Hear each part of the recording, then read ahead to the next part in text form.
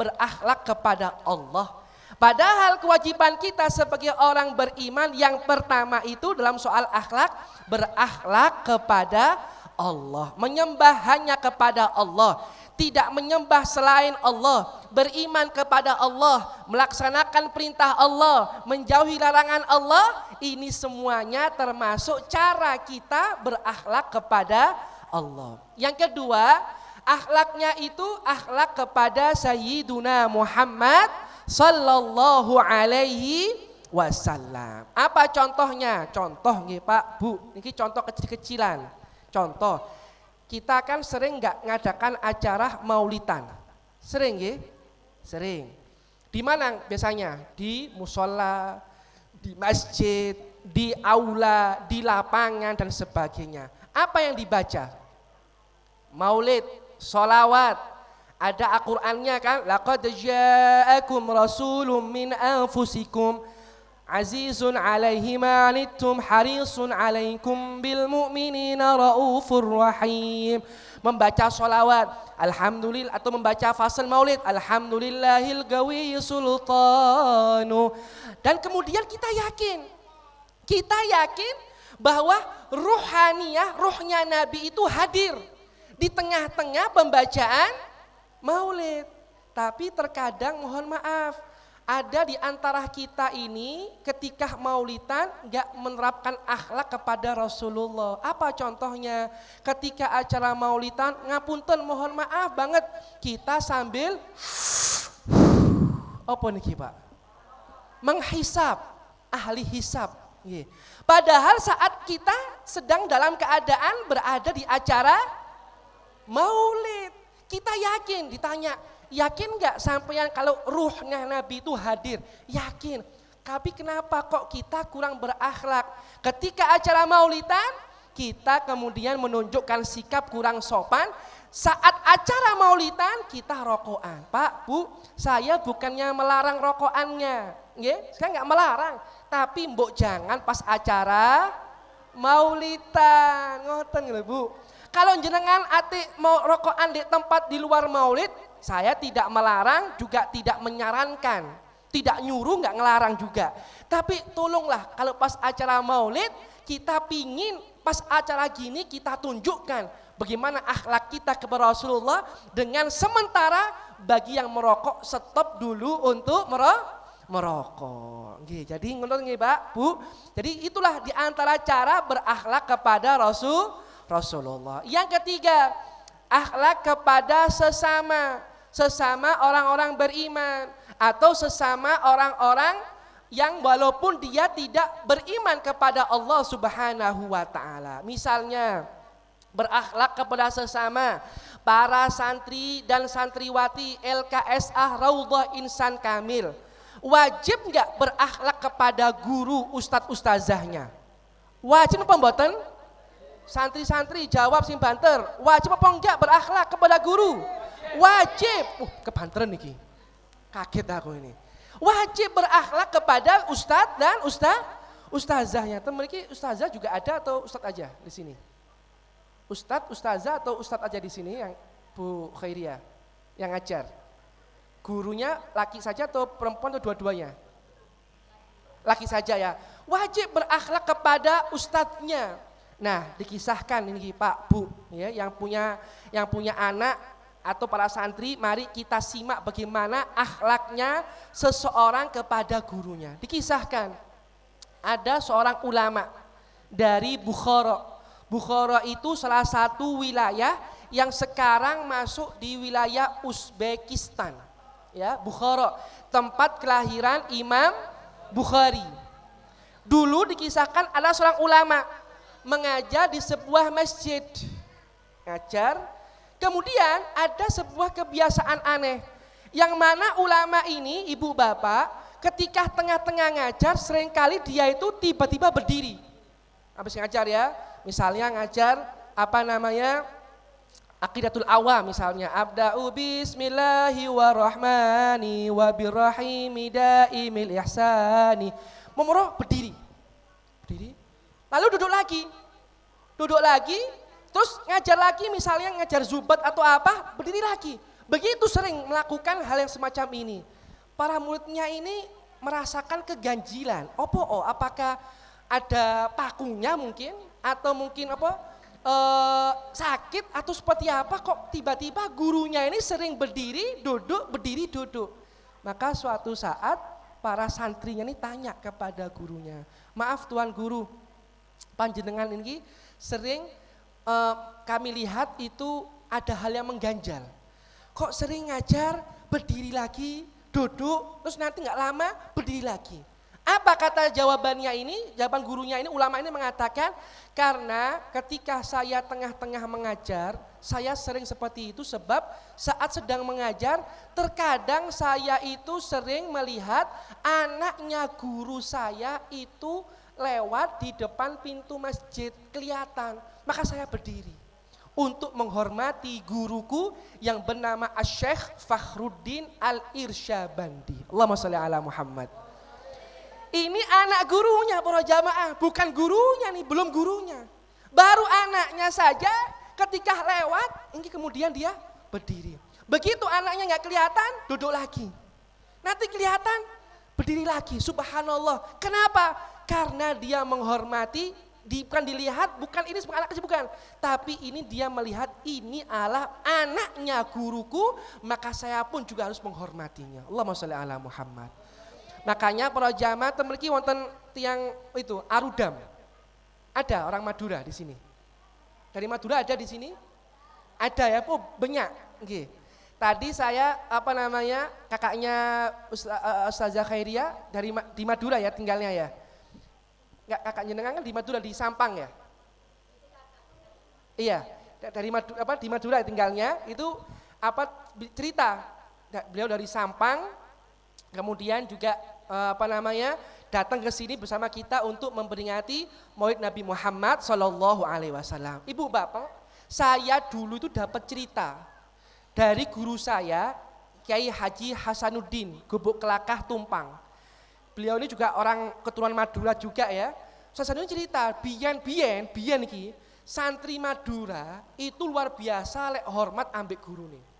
Sampai lek pas makan, ayamnya gurunya itu kemudian melok mangan, itu gak diusir. Kenapa? Karena ayamnya guru wedi kualat.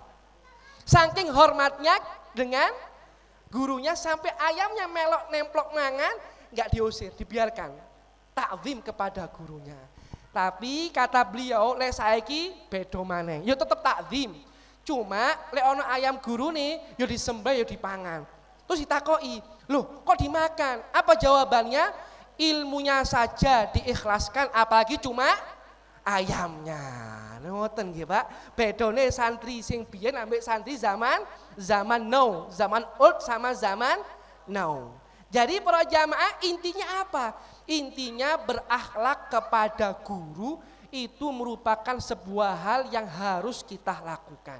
Makanya Sayyidina Ali mengatakan, ana abdun man 'allamani walau harfan wahida.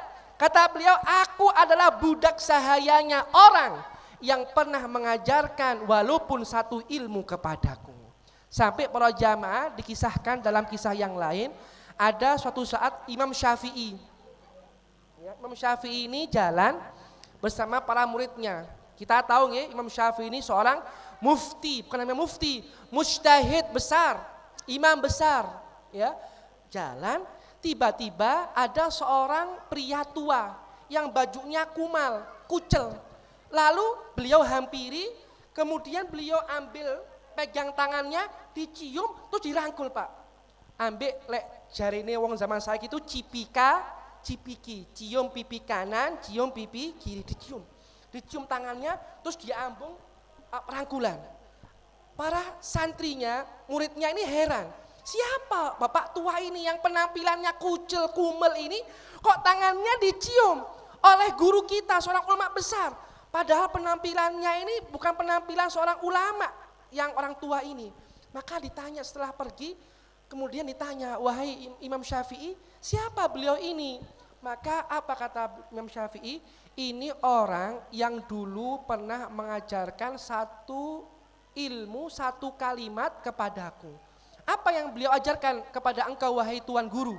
Dia mengatakan, dulu saya ini pernah tanya kepada beliau, bagaimana cara mengetahui anjing itu sudah dewasa atau belum. Maka dia mengatakan kepada aku bahwa kalau mau tahu anjing itu sudah dewasa atau belum, lihat dari cara dia kencing. Kalau pas dia pipis kencing ngangkat kaki sebelahnya, berarti tandanya dia sudah dewasa. Cuma gitu saja Pak, dianggap guru sama Imam Syafi'i, dicium tangannya, dirangkul, dihormati, dimuliakan. Allahumma sholli ala Muhammad. Lalu bagaimana dengan guru kita?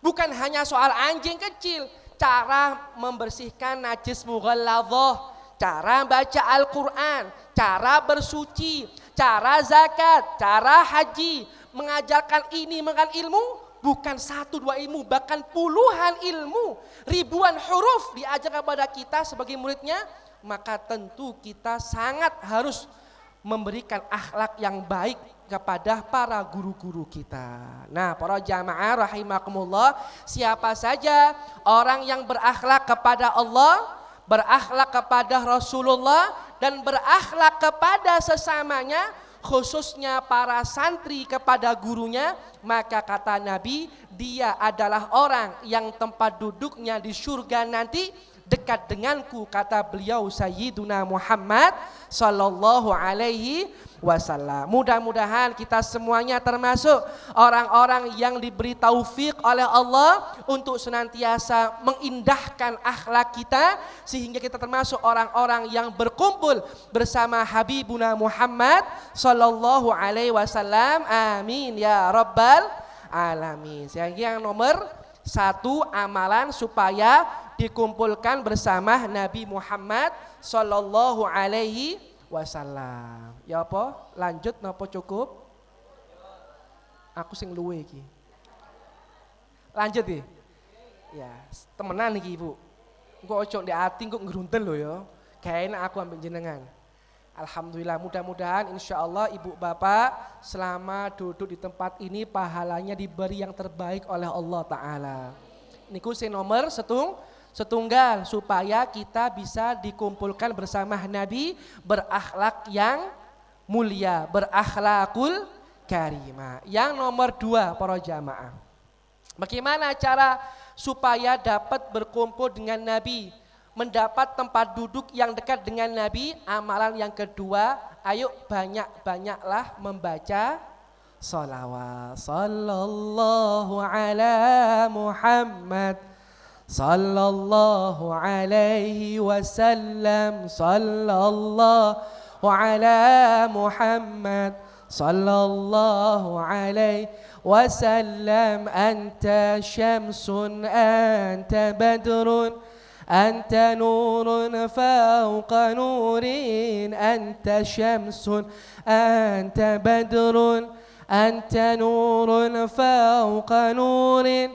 Anta iksiru wa ghali, anta misbahu suduri. Sallallahu